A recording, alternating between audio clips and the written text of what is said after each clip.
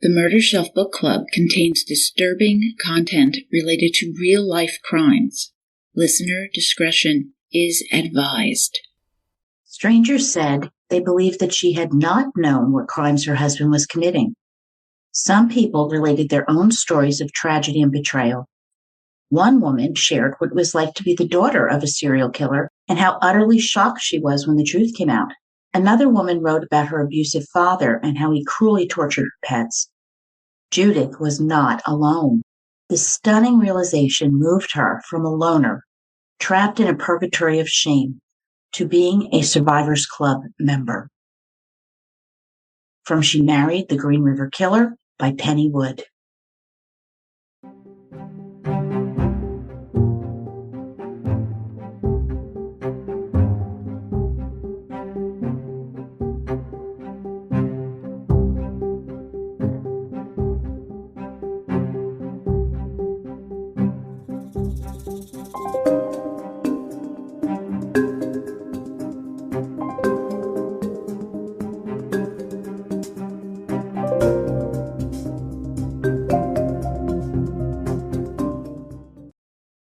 Well, welcome back, Murder Bookies. I'm your host, Jill. Welcome to episode 61, 2ndCast, Rebirth, Her Renaissance. She Married the Green River Killer by Penny Wood, Part 3. In our last episode, oh, what a doozy, we gained insight into the daily life of a serial killer. As Judith and Gary Ridgway settled into a happy marriage, vacationing in their motorhome, going to garage sales and swap meets, for items, not spouses. Yeah, a few of your minds went there.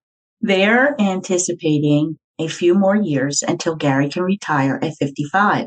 But right after Thanksgiving, Gary is arrested after his DNA ties him to 3 of the Green River Killer victims.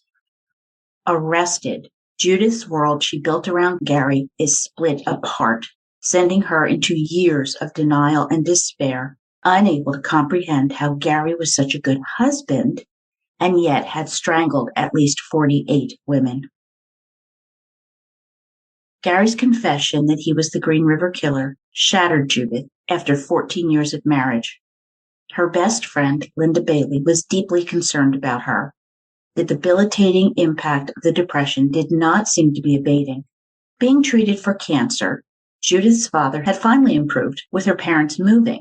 This allowed Judith to live in their double-wide mobile home, a real kindness for their lost, confused daughter.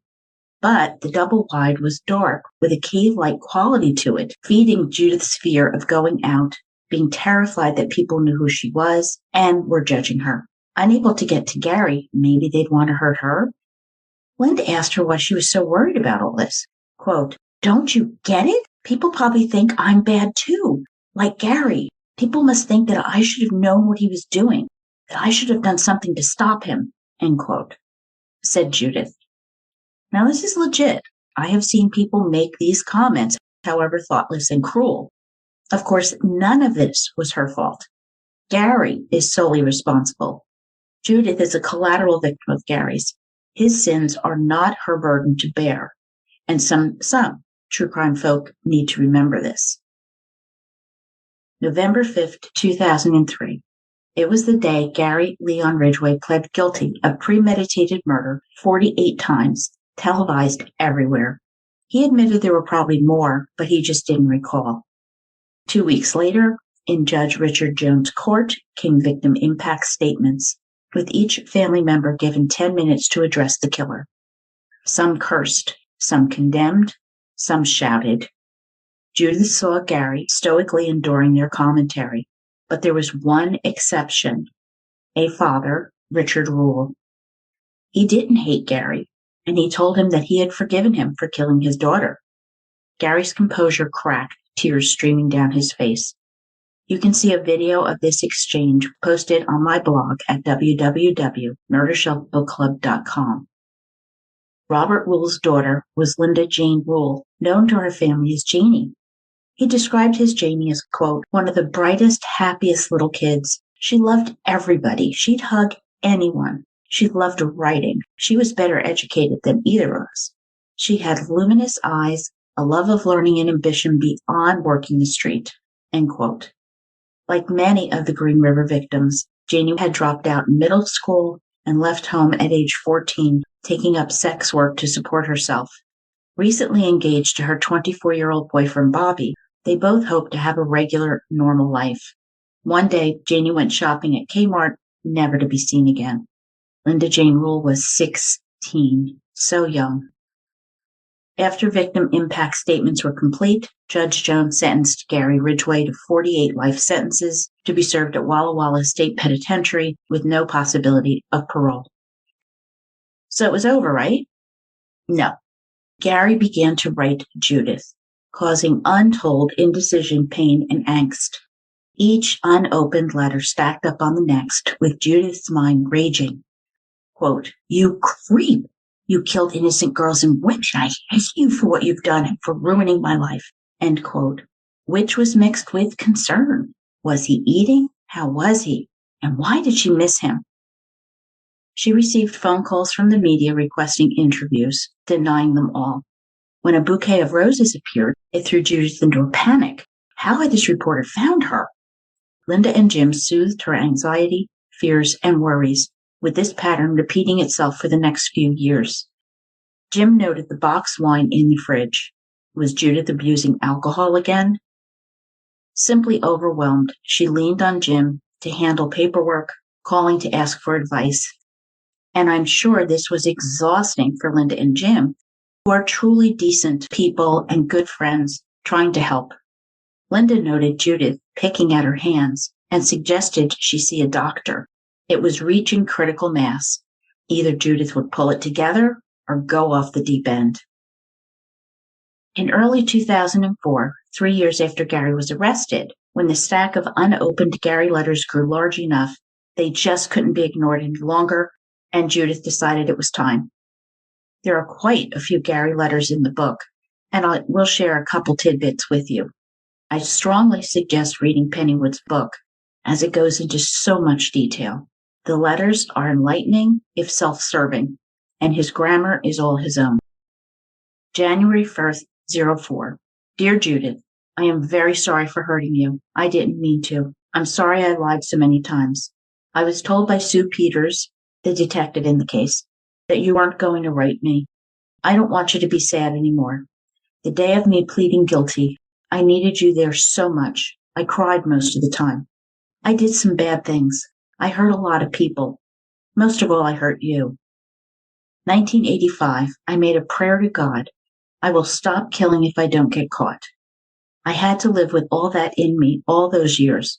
I couldn't tell you. I was like an alcoholic, dry for a time, but then I fell off the wagon. I miss you so much. Why did God let me do these things? End quote. This triggered a lot of tears flowing from Judith. He still loved her. Oh dear, there is so much I can say here. First, he did mean to hurt and to kill. It was his choice. God didn't let anything happen. Gary chose this path. He didn't have to do it. He chose. Well, he went on, quote, "You were the best wife, lover, mother I ever had. I blow it. I needed help and couldn't find any. I'm sorry for what I did. It was wrong. But I had you and didn't want to lose you. Maybe I am evil, a madman, the devil, and a monster. I pray for the ladies I killed. God forgive sinner. Will he ever forgive me? Love you, Gary L. Ridgway." End quote. I mean, he asks, maybe he's evil, a madman, the devil, maybe?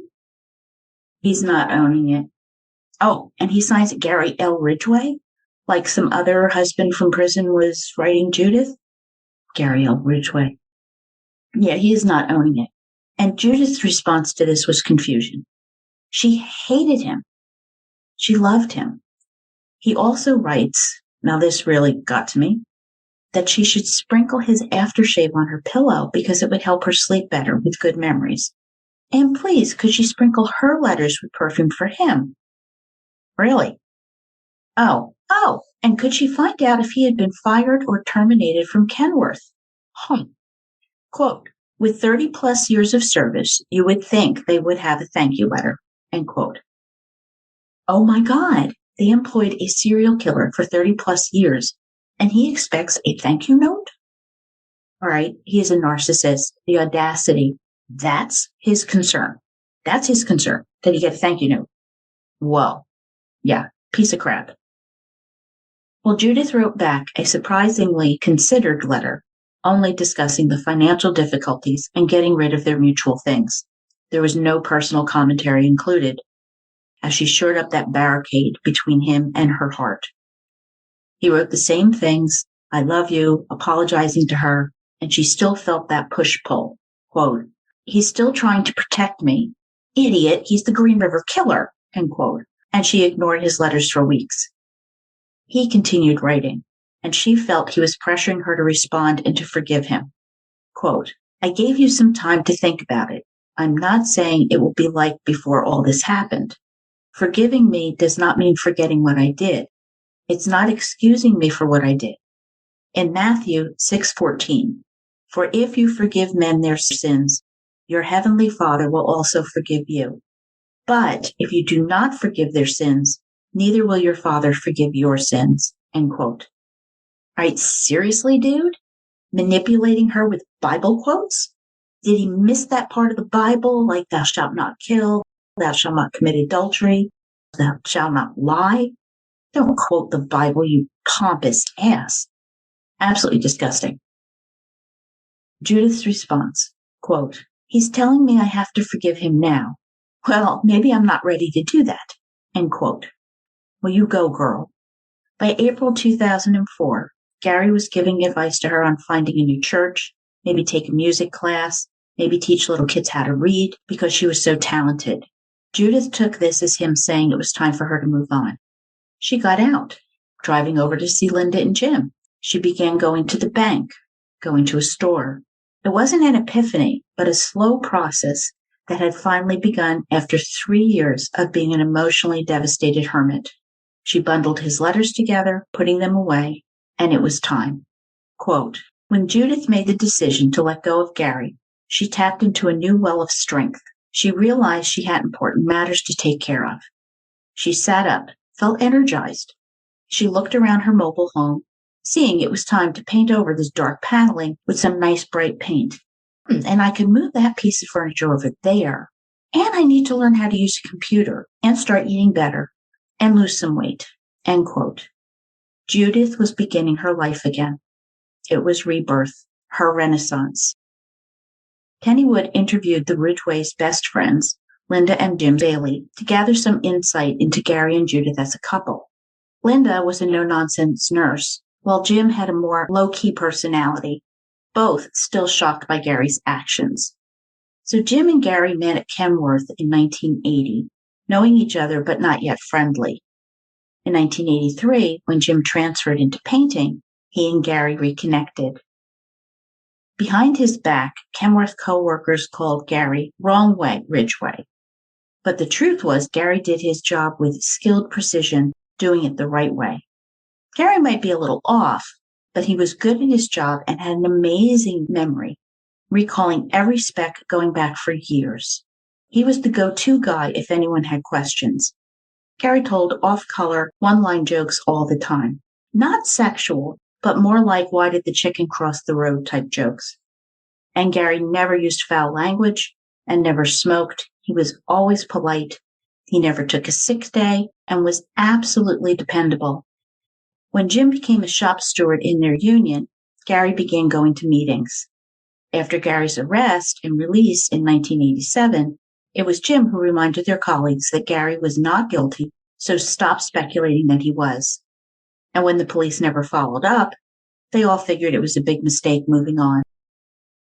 Details on that 1987 arrest. The police came and took Gary for questioning around 2 p.m. His truck was also impounded. A week later, Jim went with Gary to retrieve it. Jim asked him point blank, did he have anything to do with these murders? And Gary convincingly said that he did not. Jim knew that they'd taken in a few other guys who'd also been released, so he let it go. It couldn't be Gary. Kenworth co-worker Diane LaPonte, interviewed in a documentary, Sins of the Father, the Green River Killer, confirmed Jim's viewpoint. Gary was helpful, charming, funny, but the day when he was finally arrested, she said, quote, "It felt like a punch to my stomach," end quote. Jim and Gary saw each other at union meetings every 3 weeks. Gary got off at 3 p.m., with the meetings starting around 7 p.m. So I believe Gary had 4 hours to cruise for sex workers. He never missed a meeting, and he did have positive input and worked well as a part of the union team. Later, Judith would comment that Gary got home from union meetings between 10 and midnight, Gary telling her the guys had stopped out to eat. But the guys never stopped out to eat. Jim and Gary never went out, not before or after union meetings. So again, I think this is when he was picking up prostitutes, sex workers, and killing them.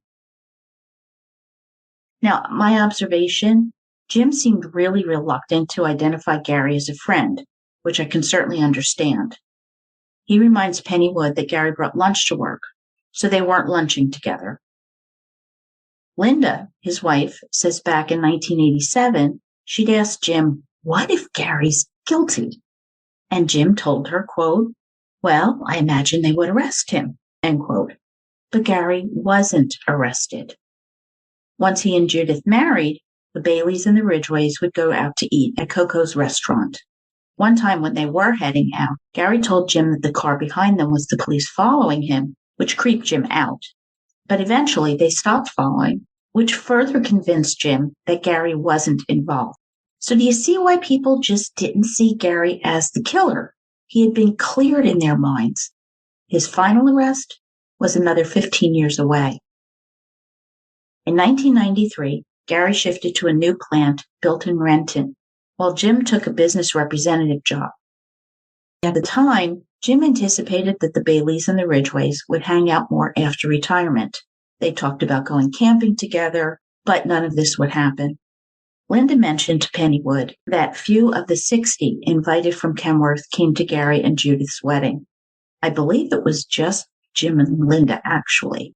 Jim was the best man, and it was a happy day, and Judith was affectionate and hugging Gary. He was not, however, never a mushy guy. He was quiet, except for the quirky little jokes that cracked Linda up. He would always pull a chair out for Linda, very polite. They had gone to garage sales together, with Linda having home interior parties that Judith came to. Linda found Gary to be weird. He wasn't upbeat, and he turned on and off really fast. Judith had shared with her that they loved going camping and making love in the woods. Linda recognized that Gary treated Judith, quote, with compassion while he was another way with those other women, end quote. He made Judith feel like a newlywed every day.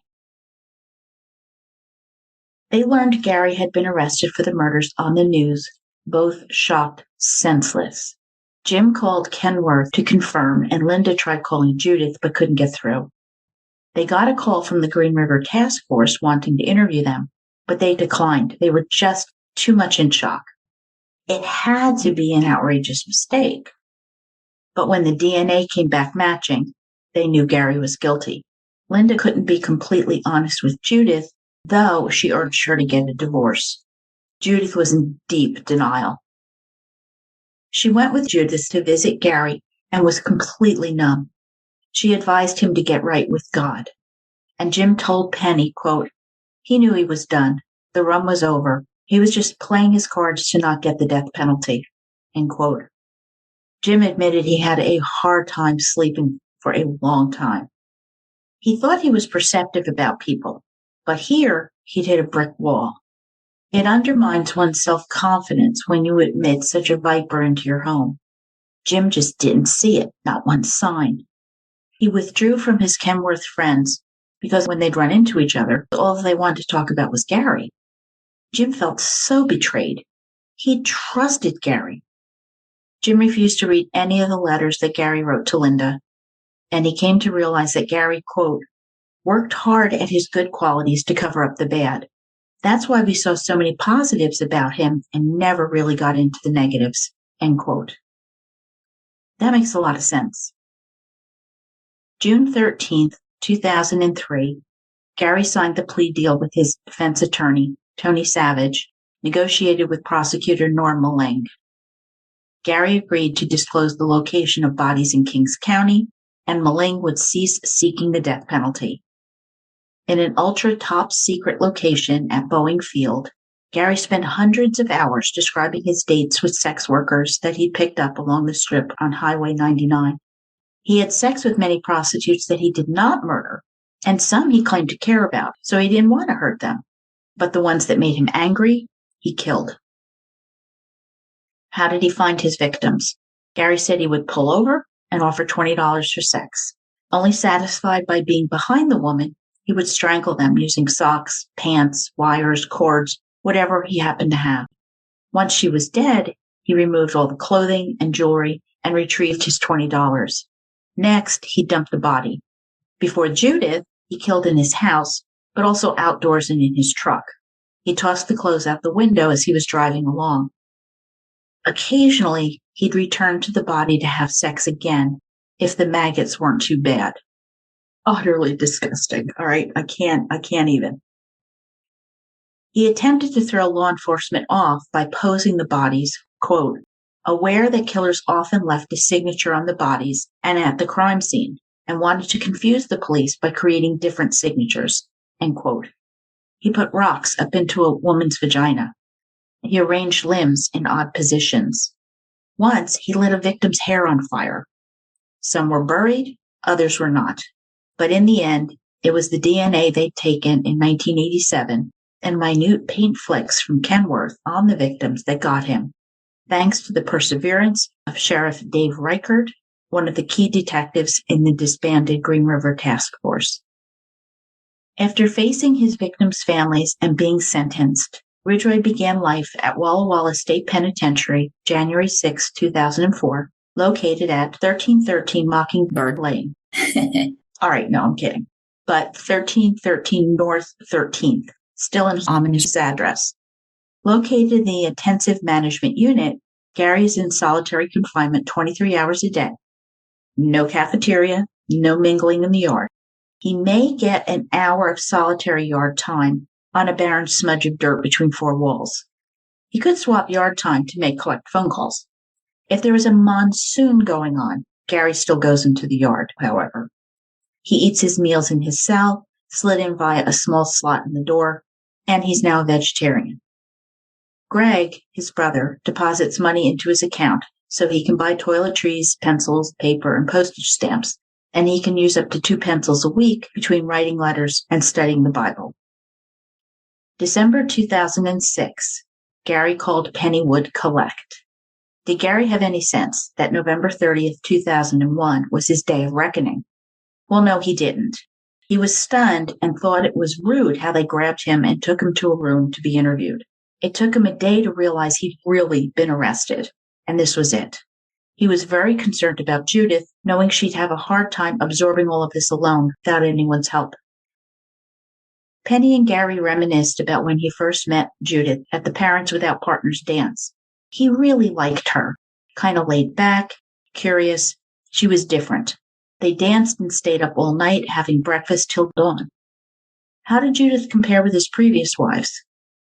He explained that Judith was more dependent, that she needed someone. He admired her creativity, her crafts, doll making, and jewelry. Her least desirable trait? Well, she could be a wuss. But she would also challenge him, like playing pool, where they each won about 50% of the time. His first wife, Claudia, was a Navy wedding, which fell apart when she was away from home. Second wife, Marcia, actually knew Judith from when Marcia was playing in a band. And Judith was more caring than either exes, and he trusted her. Gary had tried to learn from the mistakes made during his first marriages. Marcia complained he was bossy, so with Judith, he tried to do what she wanted 90% of the time. Had Judith improved his life? Gary agreed 100% that they made a good team. Quote, she was the best I could ever get, so there was nothing I wanted to do to hurt her, end quote. But he still lied and he cheated on her and killed people. He felt bad about it, but really enjoyed getting away with it. Didn't he think he'd hurt Judith doing all these bad things? No, because he didn't think he'd be caught, the narcissist coming through. And if he did, he knew a lot, enough to avoid the death penalty. The same with his son, Matthew. They had a good relationship, but he never thought he'd find out.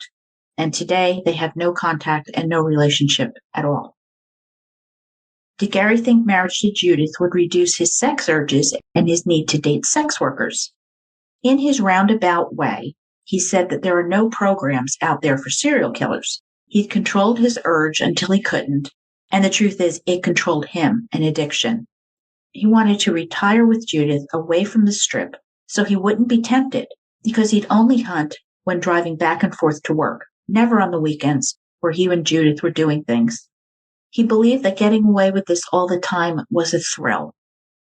Had their sex life been satisfying? Well, yes, it had. And he'd protected Judith because he used condoms, and he washed himself with alcohol to try to prevent Judith from getting an STD. Oh, such a hero here. Gary would admit to hating prostitutes, saying that the women he killed were garbage. He admitted to having murderous sexual fantasies about killing his mother. The Seattle Times reported that he said the victims, quote, don't mean anything to me, end quote. He had forgotten what they looked like, but he knew the geographic areas. All right, look, Gary Ridgway lacks caring. Where most of us would swerve to avoid a squirrel on the road, Gary wouldn't. He once choked a 16-year-old girl face to face, but he didn't like watching her as she gasped for air and died. He didn't want images like that in his mind, so he strangled other victims from behind. So what it comes down to is that Gary Ridgway is a pathetic guy with mommy issues, and nothing more than that. Long before Judith, in July 1982, Ridgway picked up a woman with his son in the car. He strangled her in a nearby woods and then told his son that the woman had decided to walk home. Another time, he had sex with a dead body of one of his victims while his son slept in his truck about 30 feet away. Matthew Ridgway told investigators that he doesn't remember any strange woman in the car or being left alone in the truck for a long time. Ridgway had photos of his son in the truck and in his wallet, which put his victims at ease. He was an average family guy. He couldn't be the Green River Killer, and they were so terribly wrong. And this is an important goal of this podcast. It's time to remember the victims.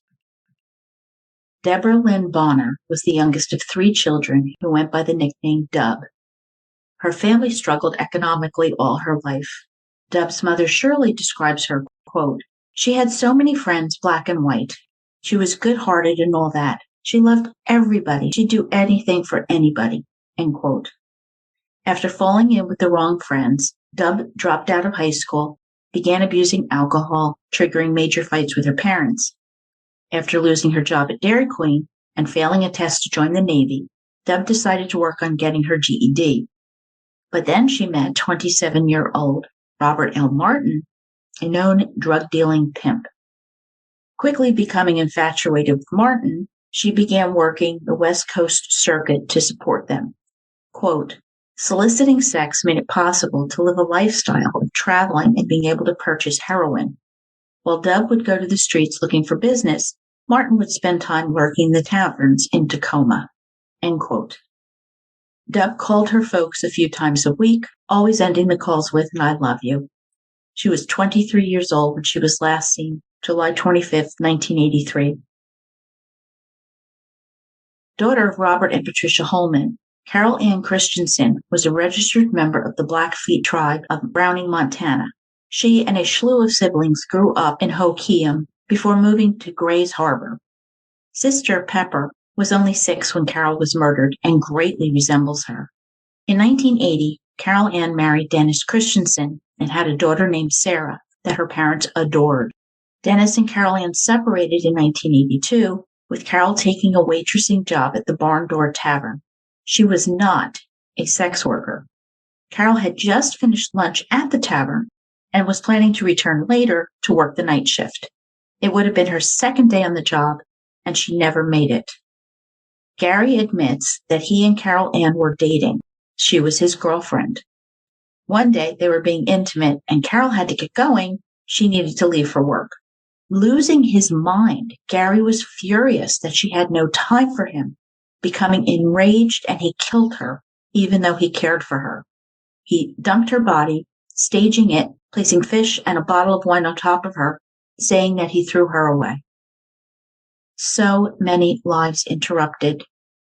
Ridgway coldly described the dead women as his property and said that he got great satisfaction from driving past the sites where he'd dumped bodies. He had nightmares about forgetting locations. Quote, I had control of her when I killed her, and I'd have control over her where she was still in my possession. End quote. That feeling of control can become addictive to the serial killer.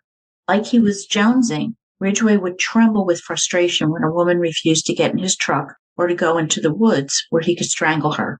Quote, I had to calm down so I wouldn't look like I was, scared and shaking. End quote. Ridgway denies any child abuse in his past, but he acknowledges feeling humiliated by his mother, likely because he wet the bed until he was 13 years old, and his mother would clean up and wash his genitals. Now, this certainly could create an inner turmoil. Confused and embarrassed, Gary lusted after his mom and wanted to stab her because he was confused and embarrassed. He admitted to smothering the cat as a child, and killers often begin with animals. As a teen, he stabbed a boy just to see what it felt like. Big red mountain. Watch out when a child kills animals or tries to kill any other children. More and more neurological studies suggest biology may be a key component in shaping the murderous mind. That from what is innate at birth to brain damage caused by accidents or a concussion, for example, being hit in the head with a swing or a bat. Based on interviews with more than 150 killers, Dr. Jonathan Pincus, neurological chief at the Veterans Administration Hospital in Washington, D.C., believes the latest research shows that it's a combination of three conditions to create a serial killer: child abuse, brain damage, and a mild mental disorder such as paranoid thoughts. Dr. Pincus is the author of Basic Instincts: What Makes Killers Kill. So read the book because it's terrific. Giselle Loveorn had a happy childhood. Smart with an IQ of 145, she was the youngest in her fairly normal upper-middle-class family. An avid reader, her favorite book was The Thornbirds. I love that one too. When she hit the teenage years, Giselle had some problems, running away when she was 14, setting off to follow Grateful Dead concerts because she was such a huge fan. She met an older man, taxi driver, called Jack Back, an older guy who totally took advantage of her, getting her into sex work to pay their bills. She was murdered at 17. Terry Renee Milligan, brilliant student whose dream school was Yale, where she planned to major in computer science. She was also very active in her church. But her life took a turn when Terry got pregnant in middle school. So young, she gave birth to a son that she adored, but the baby forced her to drop out of school. At 16, she and her boyfriend were living in a hotel where Terry supported them by sex work. She was 16 when her body was found. It was hard to find information on 23-year-old Denise Darcel Bush. A Portland native, Denise was an experienced and fairly cautious sex worker who often went to Seattle to work where the money was better. At some point during her young life, Denise had a medical procedure involving her brain, and her skull had a small hole in the bony portion. She also suffered from bouts of epilepsy that was controlled with medication, much like Judith. In Seattle, in the fall of 1982, with her boyfriend, think pimp, Denise was last seen on October 8th on her way to get cigarettes in a nearby convenience store. Like Denise Bush, Shonda Lee Summers is an enigma. Born in 1965, Shonda was one of 3 children, including her sister, Charcey. Shonda was only 17 at the time and was last seen along the Pacific Highway South. During Gary Ridgway's sentencing, Charcey Woods Summers addressed him, quote, "The same lives that you took seem to be the same lives saving yours now. I find that very ironic," end quote, since his confession saved him from the death penalty when the prosecution made that deal with the devil. In high school, Shirley Marie Sherrill was on the Bluebirds drill team, and her friends recall her love of dancing. The oldest of 3 daughters, Shirley grew up in a tight-knit family, her mom a school bus driver. A pet lover, Shirley adored her dog Lady. She became a sex worker by 1982. A close friend last saw her on October 18th after having lunch at their favorite Chinese restaurant in Seattle's International District. She was 18 when Ridgway killed her. 1982. Colleen Brockman was living with her dad and brother near Lake Washington Ship Canal in North Seattle. Full of teen angst, 15-year-old Colleen would run away for a few days and then typically return. But in December, she made a decision to leave, packing most of her clothes, her Christmas gifts, the family stereo, and some money. Wanting her home, Colleen's dad filed criminal charges, hoping that she would be located faster. And Colleen was last seen alive on December 28, 1982. Born in Crescent City, California on February 5, 1959, 15-year-old Gail Matthews found herself pregnant. Weighing options, Gail chose to move to Washington to live with friends. There, Gail gave birth to a son that she gave up for adoption. 2 years later, Gail married Kenneth Matthews, a man 7 years her senior. Their daughter was born later that year. The couple separated in 1980, agreeing to joint custody, although their daughter spent most of the time with her dad. By 1982, Gail was living on welfare, moving from one friend's house to the next, while trying to see her daughter as much as possible. To pay for her hotel room, Gail resorted to sex work and vanished. She was 23, one of the older victims. Her husband, Kenneth Matthews, pondered, quote, "I wonder if she would have gotten over her problems, but she never had the chance," end quote. Oof. Alma Smith divided her time between her dad, who lived in Seattle, and her mom in Walla Walla. She dropped out of high school at 17 and turned to sex work to support herself. Attempting to change, Alma went to the Echo Glen Children's Center, which helps girls get out of sex work. Despite the counseling she was receiving, Alma left and returned to prostitution, where she disappeared in February 1983. Friends say she was a very generous person who didn't have a malicious bone in her body. The name Kimi Kai is Hawaiian, translating to Golden Sea at Dawn, the perfect name for a girl who loved unicorns and the color purple. In this book, Green River Running Red, Kimi Kai Pitzer's mom recalls that Kimi Kai wanted to see how life worked and never took anyone's word for anything. She had to see it for herself. Her mom remembered telling her, quote, "Be a little girl for a while. Enjoy yourself. You have all the time to be a grown-up with all those problems," end quote. But she wanted to be an adult so bad. Kimi Kai was 16 when she disappeared, like so many of the young women in the Seattle area. Dolores Williams was born in June of 1965. A sex worker, she was aware and concerned about the Green River killings, deliberately working in better neighborhoods to meet wealthier clients. She was last seen around 2 p.m. on February 6, 1983, at a bus stop outside the Red Lion Hotel. She was 17. Remember, that's the same hotel that Judith went to kind of hide right after Gary was arrested. Andrea Childer's 19th birthday was celebrated with her grandmother, with whom she was very close. Quote, "She came for a late birthday celebration. Her birthday was March 29th. She was wearing a beautiful dress and long gray coat. I baked her a chocolate cake. She kissed me, like always, and then she left." End quote. A native of Southern California, Andrea moved to Seattle in 1990, going to live with her father and his wife.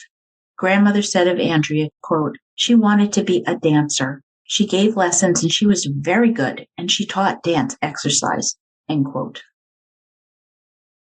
Carrie Royce did not have an easy life.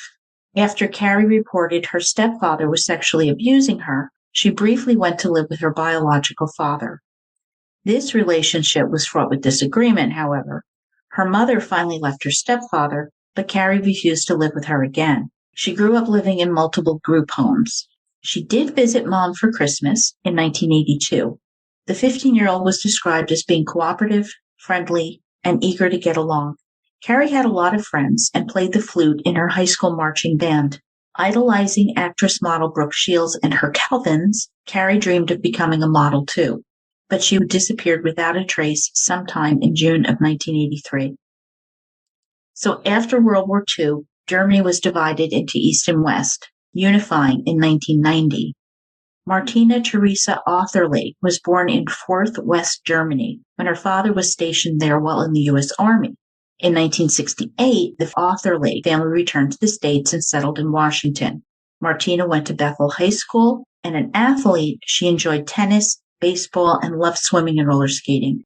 She joined the Army National Guard while still in high school, but injured, she was medically discharged before her 6 weeks of training was up. Sad over her discharge, Martina moved to Oregon to be with some friends, and her mom said she called at least twice a month. In May 1983, she came home to visit her mom for Mother's Day. They went out to lunch, with her sharing her plans. She was going to Seattle to pick up a friend and then return to Oregon. Mom gave her some money, and when she offered more, Martina declined. She was working. Her mom said, quote, "When she never sent her daddy a Father's Day card and birthday card, and never sent her brother a birthday card, when Christmas passed without hearing from her, I just knew there was something wrong," end quote. She disappeared on May 22, 1983, and her remains were discovered 18 months later. Born to nurse Ruth Wims, Cheryl was the youngest of 4 children. While Cheryl had a drug problem, her mother told the Columbian, quote, "She was a quiet girl, secretive, but I don't know where the affiliation with prostitution would come in," end quote. The worst problem Ruth ever had with Cheryl is that she missed school too often at Garfield High School. Cheryl's brother, Solston, said his sister had begun hanging around with prostitutes, prompting him to ask her, was she involved? And Cheryl said she was not. Her sister-in-law, Lauren Wims, said that Cheryl was just gorgeous. And Cheryl's former boss from a downtown restaurant described Cheryl as, quote, "quiet, conservative, and conscientious," end quote. She was last seen alive May 23, 1983, her 19th birthday. 26-year-old Deborah Mae Abernathy arrived in Seattle just weeks before her disappearance on September 5, 1983. Coming from Waco, Texas, she traveled with her boyfriend and 3-year-old son. Quickly broke, Debbie Mae turned to sex work to make ends meet. They began living with a kind-hearted couple until they could get on their feet. But then Debbie Mae disappeared, last seen in downtown Seattle. Tracy Winston was an only daughter in a tight-knit family. Clearly long before Title IX, an incredible athlete, Tracy was allowed to join the boys' Little League team, District 7. With pride, her dad recalled, quote, "She could throw from center field to home plate without bouncing it once," end quote. Tracy would play on the Glacier High School's first-string girls basketball team. Sadly, fighting with her parents escalated and she began running away. She then met an older man, with his sister warning Tracy's parents about him, quote, "He's a con man. He's slick and he'll change her so you won't even recognize her," end quote. 100% right, 100%. On September 12, 1983, Tracy was arrested on a loitering charge. Calling her folks from jail, she vowed she would never go back to jail again and that she'd broken up with the guy. She promised her dad, quote, "I'm going to get myself together. I'm going to get my GED, go to school. I'm going to make you and mom so proud of me," end quote. But she was embarrassed and desperate for her parents not to come down to the jail. She did not want them to see her like that. And they honored her wish. Bailed out, Tracy saw a cabbie she knew, but he had a fare. If she could wait 45 minutes, he would take her home. When the driver returned, Tracy was nowhere to be found, not ever again. Maureen Feeney was described as shy and naive, loved animals and nature. One of 8 siblings, Maureen was sheltered and didn't date in high school. She was emotionally immature and had threatened suicide. By the fall of 1983, Maureen, now 19, was living on her own in a small apartment with her first serious boyfriend. Being social now, Maureen and her best friend chatted every day. The butterfly had emerged from her cocoon. Her boyfriend reported to the police that on the night of September 28th, between 5 and 6 p.m., Maureen left to go to the 7-Eleven, and she never came back, encountering Gary Ridgway. 25-year-old Mary Sue Bello was a treasure to her family and liked by all that knew her. Quote, I remember how she used to be so happy. She was always helping others. She was so big-hearted, end quote, said her mom of her daughter. Mary was also considered very streetwise, but was last seen on October 11, 1983. Velma Harris, mother of 5, was also Pammy Avent's mom. Troubled and a sex worker, Pammy left home, traveling between Portland and Seattle. She was last seen on October 26, 1983, when she was 16 years old, when her mom reported her missing. When remains were found, Velma Harris braced herself, trying to remain hopeful, but knowing it was possible her daughter was gone forever. Delise Louise Flager, known as Missy, was born premature, one of a set of twins.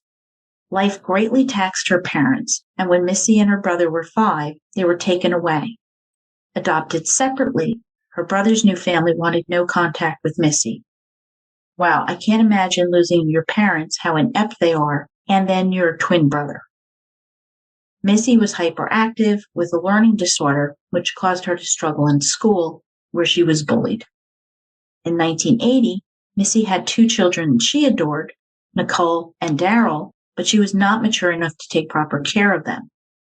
And then in 1982, the miracle. A woman came up to Missy saying, quote, you know, you look enough like my boyfriend to be his twin, end quote. Whoa. After 17 years, Missy and her brother were reunited. She also connected with their mother, Patricia, whose alcoholism had worsened over the years. Patricia had no remorse or empathy for her children. After drinking too much liquor, Patricia said, quote, you've got so many problems, maybe it would have been better if they hadn't resuscitated you when you were born, end quote. Well, Patricia, way to devastate your child. Terrible. Well, Missy developed a drug problem shortly after this and relied on sex work to financially support herself. Going to deliver a Halloween costume to a friend's child, Missy disappeared on October 30th, 1983, when she was 22 years old. A native of Ann Arbor, Michigan, Kimberly Nelson dropped out of high school her junior year. Moving to Seattle, she developed a heroin addiction. She went by many nicknames, one of which was Star. By 1983, Kimberly Star was the sole financial support of her pimp, the lazy, selfish piece of crap that he was. A friend of Star's recalled that she was fearless. Quote, she wasn't afraid of anyone. She would get in a car with anyone. She was so confident that she could take care of herself, end quote. Leaving her belongings, makeup, and jewelry in her hotel room, she disappeared in late October or early November 1983, age 21. She was 3 months pregnant. Oh, wow, this is so hard. For 19 years, Lisa Yates had been shuttled from home to home. Eventually, Lisa went to live with her sister's family, where she was adored by her niece Veronica. And Rule writes, quote, she was young and beautiful, gifted, loving, and funny. I thought she was so cool, but she was killed when I was 9, and she was supposed to come pick me up right before she was murdered. She promised me a winter picnic in the park, and I was looking forward to that for such a long time, end quote. Encountering Ridgway, Lisa disappeared on December 7, 1983. June 2012, Kings County Sheriff's Office announced that Jane Doe B16 had been identified as Sandra Denise Major. Her remains had been found in 1985. A cousin in Rochester, New York, was watching a TV program on the Green River Killer and was spurred to submit DNA because the final letter received from Sandra had been postmarked Seattle. Well, maybe. And it worked. Sandra's family made a statement saying, quote, we are grateful to finally know what happened to Sandra after all these years. We were aware of the lifestyle Sandra led, but she was still part of our family, and we last saw Sandra in New York in 1982. We never heard from her again and did not know what happened to her. End quote. Update. December 2010. The remains of another victim were found, and she was identified as Rebecca Marrero, a 20-year-old sex worker. She was born on August 4th, 1962, into a close family of her mother and sister who called her Becky. She would eventually have a daughter she named Shantae. It came to the point where Becky was considering having her mother adopt her daughter, and the last time the family saw Becky, she told her mom, quote, "I'm going to be gone for a long time, and where I'm going, I can't take the baby," end quote. A good friend of Deborah Estes, another victim, Becky was trying to make some extra money for Christmas presents when she went missing. And then later in 2010, Gary Ridgway pled guilty to homicide number 49 and went back to solitary confinement 23 hours a day. In January 2021, Kings County Sheriff's Office made an announcement that, quote, "Scientists and other professionals who employed the latest in emerging DNA and genealogical techniques were able to give Jane Doe B10 a name, Wendy Marie Stevens, the youngest victim of Gary Ridgway, age 14. Back in 1984, human bones had been discovered in a Little League baseball field by a man walking a dog. So 36 years later, thanks to help from the DNA Doe Project and Kings County forensic anthropologist Kathy Taylor, Wendy Stevens got her name back. In an interview with the New York Times, Wendy's mother, Cecile Gaspar, recalled her daughter as a girl who thought everyone was a potential friend, quote, "an easygoing and magical kid," end quote. Back in 1981, Cecile's second husband, Alan, and daughter moved to Denver, where she easily made friends at her new school. But Wendy became a teenager and became rebellious, occasionally taking off and skipping school. Cecile explained, quote, "There would be no forethought. She would leave in the winter without a coat," end quote. The last time Wendy ran away from home was in August 1983, with her mom filing a report. In April 2021, Paragon and the Kings County Sheriff's Office, with again help from forensic anthropologist Kathy Taylor, created a new composite portrait of Jane Doe B17, an unidentified victim. She has blonde hair and green eyes. Please take a look at this new composite on my blog, and if you think you might know who she is, contact Kings County Sheriff's Office at 206-296-3311. Or you can email at mcutips@kingscounty.gov. The reference number for this case is 86-000818. 16-year-old Cassie Ann Lee's body has never been located. The teenager worked part-time at a photomat kiosk and as a sex worker. She had gotten married to her pimp, Anthony Pretty Tony Lee, sometime in April 1982, and Cassie was last seen in August walking to a nearby store for dinner supplies. Kelly K. McGinnis was born in April 1965, with her parents divorcing 3 years later. Her mom remarried, and she and Kelly remained close. At 13, Kelly was traumatized. While babysitting, she was sexually assaulted by a group of drunken boys. A life-altering event, Kelly ran away from home and began working as a sex worker, entering into a relationship with a pimp named Raphael Wilson. By 1983, she and Wilson had 2 children. After Kelly was sent to jail, her oldest child, a son, was placed up for adoption, and her 4-month-old daughter placed in foster care. She intended to retrieve her daughter after her release, but went missing before the reunion. Kelly was last seen in June 1983. She was only 18 years old. Her case is featured in a documentary called My Uncle is the Green River Killer, where Gary's niece and family members reflect back and try to help heal some remaining wounds. It is well worth the watch and just tore my heart out. By age 17, Patricia Osborne had left home for good, and she was an occasional drug user and sex worker. She reportedly stayed in touch with her mom, making sure to call on the holidays and birthdays. When she was 19, Patricia went missing, last seen on October 28, 1983. Leaving a note that she was heading to the South End, 16-year-old Rose Curran left her family home for the last time on August 26, 1987.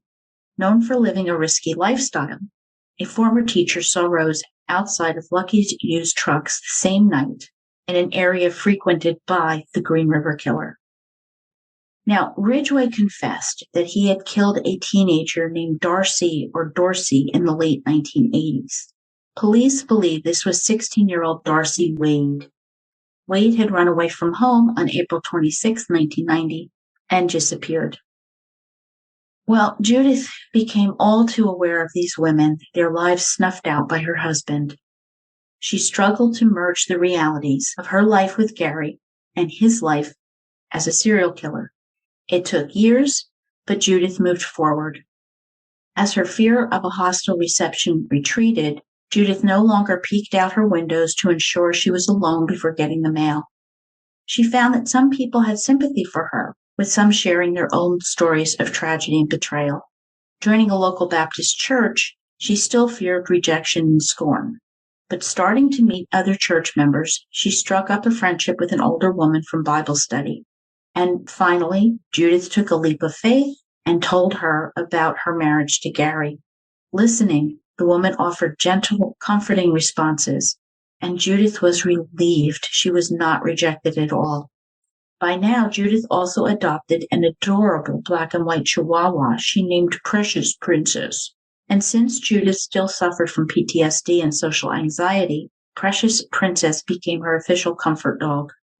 When Judith's world imploded, her ex-husband, Lee Lynch, offered comfort. Well, good for him. With children and grandchildren part of their mutual lives, it seemed right for Judith to make her peace with Lee. And in 2014, she went to his Passover celebration with Marie and Rachel, 8 grandchildren and 8 great-grandchildren, with Judith and Lee joyous at having their big family under one roof. Later, tragedy struck on April 18, 2015. Great-granddaughter Malaysia Marie Miracle Grant was killed in her child seat in her mother's car in a drive-by shooting in Kent, Washington. The family suffered terrible grief, unified in their shared loss. In 2019, Marty Kime was found guilty of second-degree murder, with Judge Joanna Bender sentencing 27-year-old Kime to 48.5 years in prison. Kime had been the leader of a gang and orchestrated the attack on the Grant family because Malaysia's father, Martise Grant, was in a rival gang that had killed a friend of Kime's a month earlier. So immature morons with a distorted sense of masculinity who weigh their self-worth in terms of high-strung antics not fit for 8-year-olds. A baby lost because of this nonsense. Wow, I should really tell you what I'm thinking. All right, at sentencing, the Seattle Times reported that Kime said, quote, "I did not kill that baby, and I did not participate in killing that child. I am just another person thrown into the criminal justice system," end quote. Well, given Marty Kime's violent rap sheet for violent assault and armed robbery, I don't believe him. Killing a 1-year-old baby. Wow, what a man. Oh, is he owning up for his actions? No, he didn't do that. He has no honor, he has no dignity, and he has no future either. In late 2016 at church, Judith met a man that Pennywood called David to protect his identity. Tall, well-dressed, David was confident, polite, and respectful. They spoke easily, and Judith felt comfortable with him. She had learned through the church grapevine that David was a widower. At subsequent church events, David and Judith spoke, and one night he invited her to dinner, with Judith agreeing. Soon they were dating steadily, but Judith worried. He'd given her no reason to fear him, but could she ever trust another man again? And he had to know about her past. Well, as they reached their first anniversary, with their relationship deepening, through tears, Judith told him about her marriage to Gary. David was surprised, but he did not judge her. He accepted her no matter what had happened in the past. They had fun together. He needed someone. Judith needed someone, and they should focus on their future. Well, I want to hug David. He is a stand-up guy. So they went out often having a great time. And then on April 15th, Linda Bailey, Judith's staunch supporter and friend, died.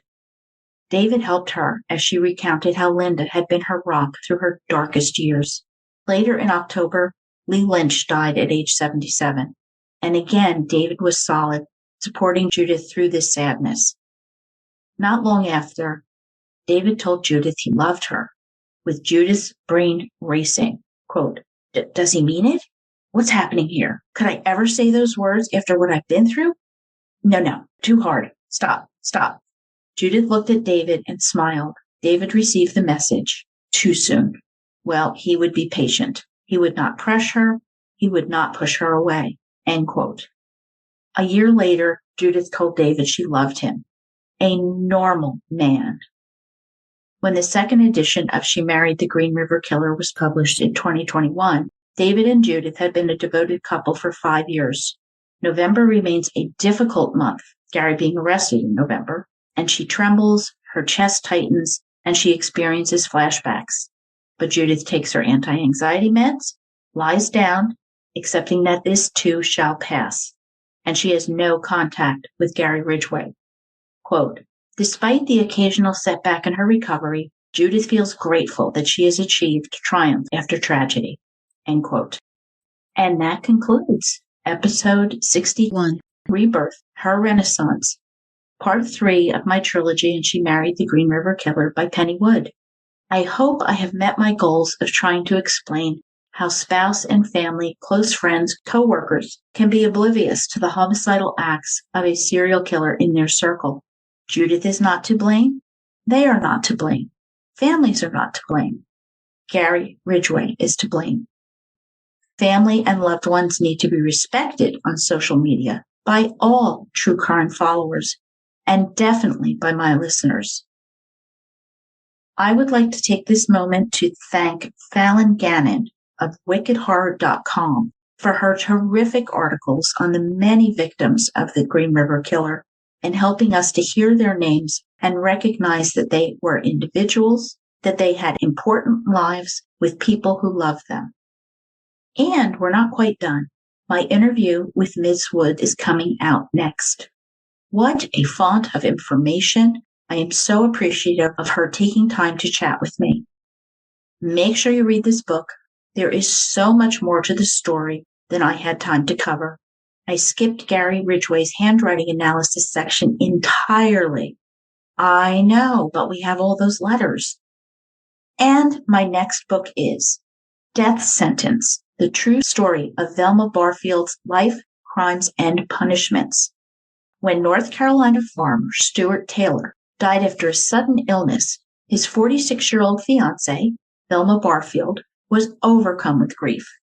Taylor's family grieved with her until the autopsy revealed traces of arsenic poisoning. Turned over to the authorities by her own son, Velma stunned everybody with more revelations. This wasn't the first time she had committed cold-blooded murder, and she would eventually be tried by the world's deadliest prosecutor and sentenced to death. This is a very different case of a female serial killer by best-selling author Jerry Bledsoe. So read with me. I can't wait to tell you this story with my usual analysis. Thank you for listening, Murder Bookies. I see you as you hear me. Hey, how about a 5-star review? The podcast has been exploding, so let's continue this momentum. Please take a few minutes to leave an awesome review. Share your thoughts with me at jill@murdershelfbookclub.com or on Twitter, or find me on Facebook and Instagram. New warm weather designs are out on Spreadshop, so get your Murder Shelf Book Club merch. Links are on my blog at www.murdershelfbookclub.com with sources, photographs, show notes, our vegetable strata recipe, and wine pairing. Always trust your gut.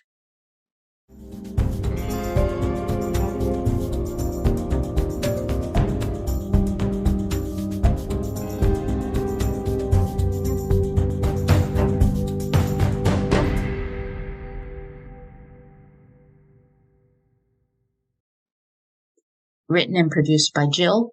All rights reserved.